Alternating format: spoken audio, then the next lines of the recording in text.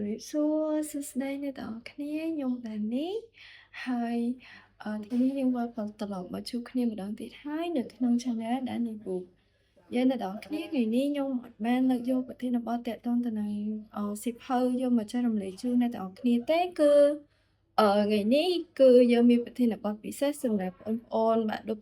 2025គឺខ្ញុំនឹង share ពី experience មុនពេលប្រឡងបាក់ឌុបរយៈពេល2ខែជាងអ្នកទាំងអស់គ្នាគឺ79ថ្ងៃមុនពេលប្រឡងអឺបើយើងស្ដាប់ទៅវាពិតជាលឿនខ្លាំងមែនទែនសម្រាប់បងប្អូនបាក់ឌុប2025នេះអ្នកទាំងអស់គ្នាគឺនៅសល់តែពីរយៈពេល2ខែជាងគឺ79ថ្ងៃទៀតអញ្ចឹង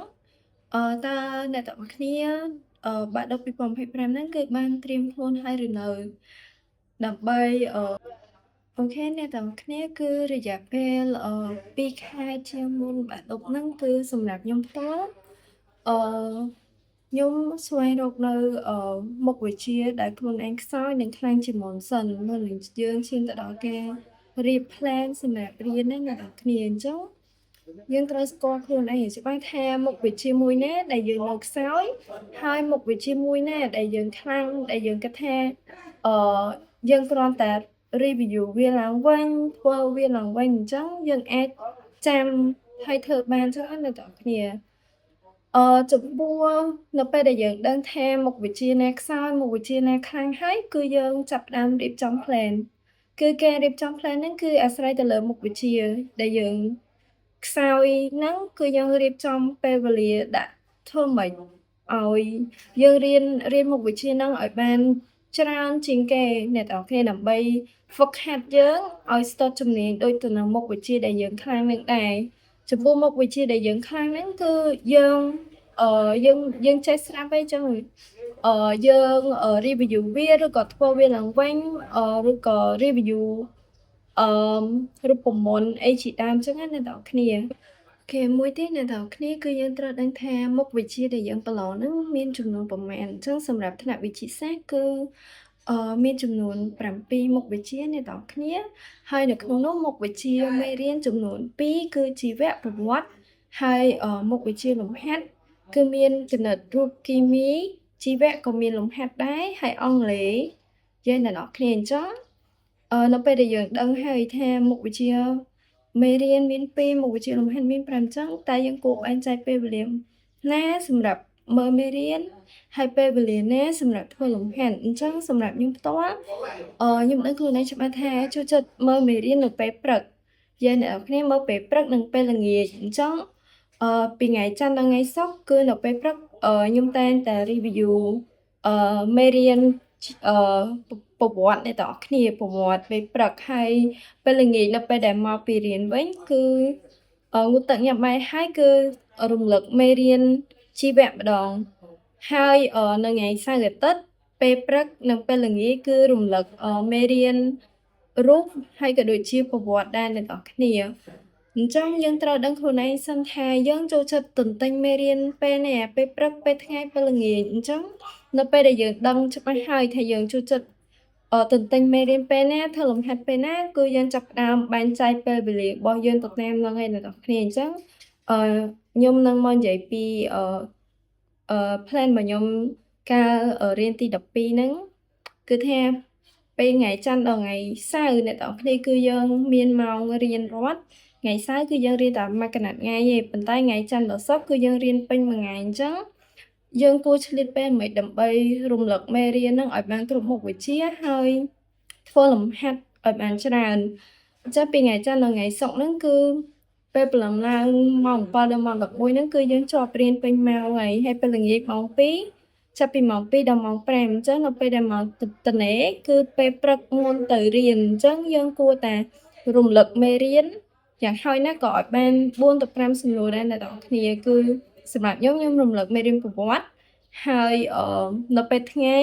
គឺយើងមានម៉ោងរៀនគួរមែនអត់ហើយពេលថ្ងៃគឺម៉ោង12យើងញ៉ាំបាយអីហើយម៉ោង11ជាងហ្នឹងម៉ោង12គឺចូលរៀនគួរហើយម៉ោង12មួយហ្នឹងយើងរៀនគួរខ្ញុំរៀនគួរគីមីហើយម៉ោង1 2គឺរៀនគួររួមអញ្ចឹង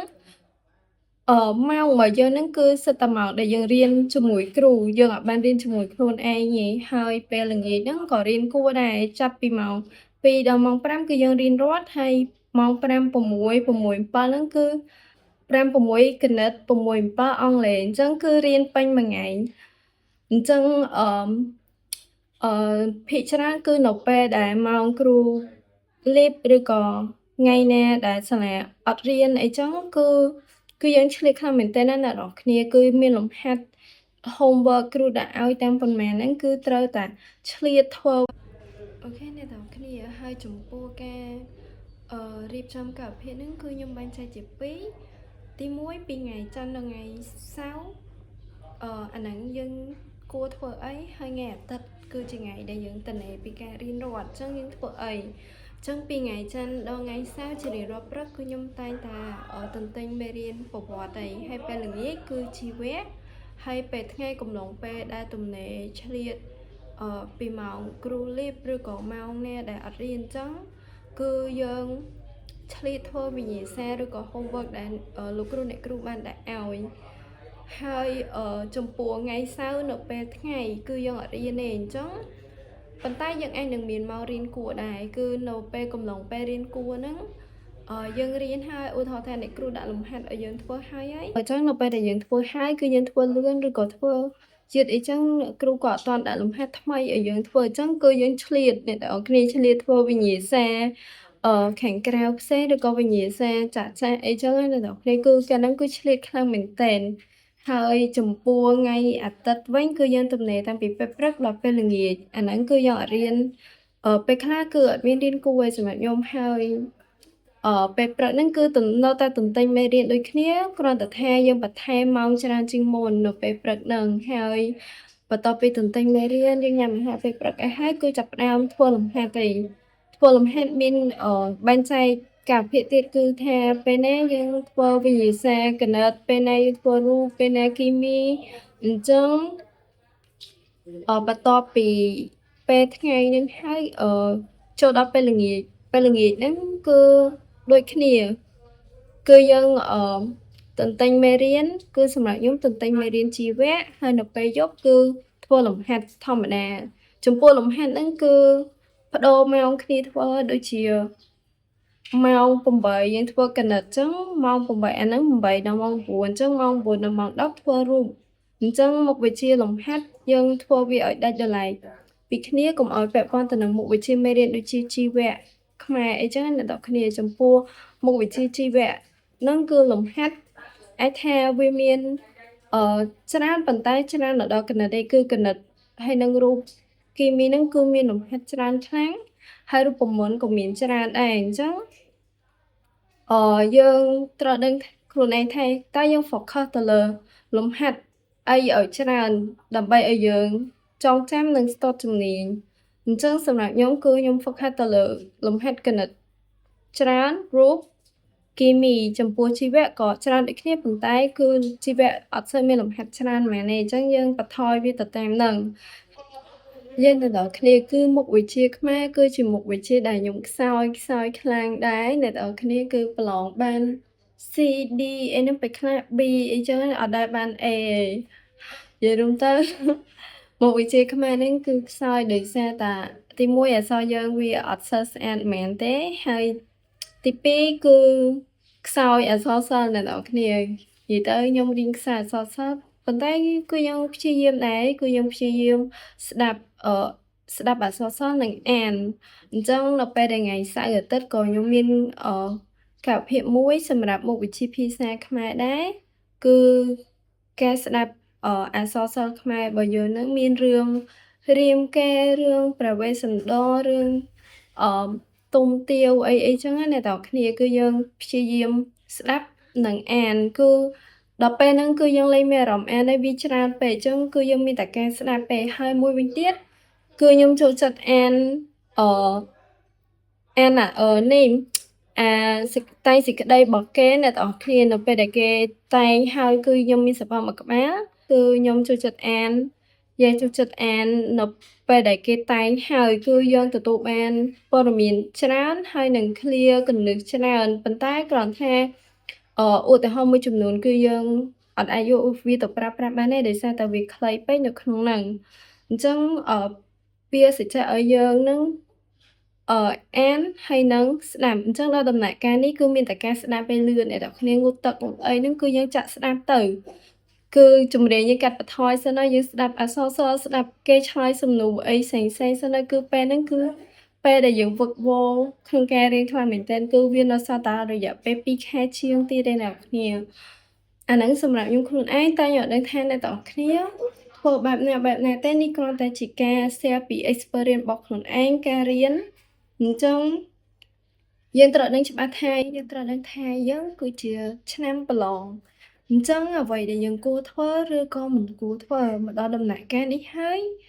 គឺយើងត្រូវតែខិតខំប្រឹងប្រែងជាពិសេសគឺអ្នកដែលចង់បាននីតិល្អគឺរយៈពេល2ខែជាងនេះគឺជាពេលដែលយើងហ្វឹកវរខ្លាំងមែនទែនគឺទាំងការរំលឹកមេរៀនទាំងការធ្វើលំហាត់និយាយរួមទៅគឺត្រូវតែ focus ធ្វើវាឲ្យបានល្អទាំងអស់ទើបយើងទទួលបាននីតិល្អអូខេហើយចំពោះអ្នកទាំងអស់គ្នាណាដែលគាត់មានបញ្ហាសុខភាពកំឡុងពេលដែលយើងចិត្តប្រឡងនេះគួរតែថែរក្សាសុខភាពរបស់យើងឲ្យបានល្អមានសុខភាពទើបមានអ្វីគ្រប់យ៉ាងអញ្ចឹងយើងមានសុខភាពល្អយើងមានអារម្មណ៍រៀនមានកម្លាំងក្នុងការរៀនហើយគ្រូបារបស់យើងក៏វាចងចាំបានល្អដែរមួយវិញទៀតយើងកុំដាក់សម្ពាធនៅលើខ្លួនឯងពេកយើងកុំនៅដល់យប់ជ្រៅដាច់យប់ពេកចឹងអ្នកនរគ្នាតែកាលណាដែលយើងនៅយប់ជ្រៅដាច់យប់ពេកគឺធ្វើឲ្យខួរក្បាលរបស់យើងខ្សោយដែរទេអញ្ចឹងវាមិនទទួលបានផលអ្វីច្រើនទេគឺមានតែធ្វើឲ្យយើងឈឺនិងខាតពេលអញ្ចឹងចំពោះខ្ញុំការរៀនហ្នឹងគឺរយៈពេល2ខែចុងក្រោយហ្នឹងគឺខ្ញុំនៅត្រឹមម៉ោង11អាចថា11ជាងហើយយើងងើបម៉ោង5ទៅម៉ោង5អីចឹងណាវាទោះបីជាយើងគេងបានរយៈពេលប៉ុណ្ណឹងមែនប៉ុន្តែក៏វាប្រសើរជាងយើងនៅដល់ដាច់យប់ម៉ោង1ម៉ោង2អីចឹងណាអ្នកនរគ្នាយើងអ្នកនរគ្នានិយាយមកដល់ចំណុចខ្ញុំភ្លេចប្រាប់អ្នកនរគ្នាទាក់ទងទៅនឹងមុខវិជ្ជាអង់គ្លេសមុខវិជ្ជាអង់គ្លេសគឺជាមុខវិជ្ជាដែលពិសេសគឺដោយសារតែជាមុខវិជ្ជាបូកបន្ថែមពីលើអ្នកទាំងគ្នាឧទាហរណ៍ថាយើងទទួលបានពិន្ទុ50អញ្ចឹងគេនឹងដកចែកជា2គឺ25យកទៅបូកបញ្ចូលពីលើពិន្ទុសរុបរបស់យើងហើយប៉ុន្តែបើសិនជាយើងបាន27 28ហ្នឹងគឺគេដក25ចេញហើយគឺយើងបាន3 4 5អីចឹងទៅហើយចំពោះមុខវិជ្ជានេះគឺអ្វីដែលយើងត្រៀមហ្នឹងមាន grammar មាន reading មាន writing ហើយអាចថាមាន vocabulary ដែរហើយចំពោះមុខវិជ្ជាអង់គ្លេសនេះសម្រាប់អ្នកដែលខ្សោយគឺគាត់អាចនឹងត្រៀមខ្លួនពីឥឡូវទៅហើយគឺវានៅសល់តែ2ខែជាងឯងអញ្ចឹងអាចថារៀងខ្លីបន្តិចប៉ុន្តែយើងគួរតែ focus ទៅលើវាដែរព្រោះអីវាជាមុខវិជ្ជាដែលបូកបន្ថែមវាជាបន្ទុកចំណេញរបស់យើងក៏វាអាចជួយឲ្យយើងទទួលបាននីតិ B ឬក៏នីតិ A ដែរអ្នកទាំងគ្នាចំពោះខ្ញុំផ្ទាល់គឺខ្ញុំចូលចិត្តធ្វើវិញ្ញាសាអង់គ្លេសគឺយើងតែកាលណាយើងធ្វើវិញ្ញាសាច្រើនគឺយើងចាំច្រើនហើយគឺយើងមិនបាច់ចាំហត់បន្ទិញទេយើងទិញតែទៅលើពាក្យមួយចំនួនដូចជាពាក្យកន្លឹះតិចតួចសម្រាប់ក្នុងការសរសេរwriting អញ្ចឹងណាអ្នកទាំងគ្នាហើយមួយវិញទៀតខ្ញុំចូលចិត្តអានwriting របស់គេដែលសរសេរហើយហ្នឹងគឺមានអត្ថបទខ្លីៗទាំងវិញ្ញាសាចាស់និងវិញ្ញាសាត្រៀមគឺអានអាហ្នឹងទៅយើងអាចយកពាក្យមួយចំនួនឬក៏ឃ្លាមួយចំនួនយកមក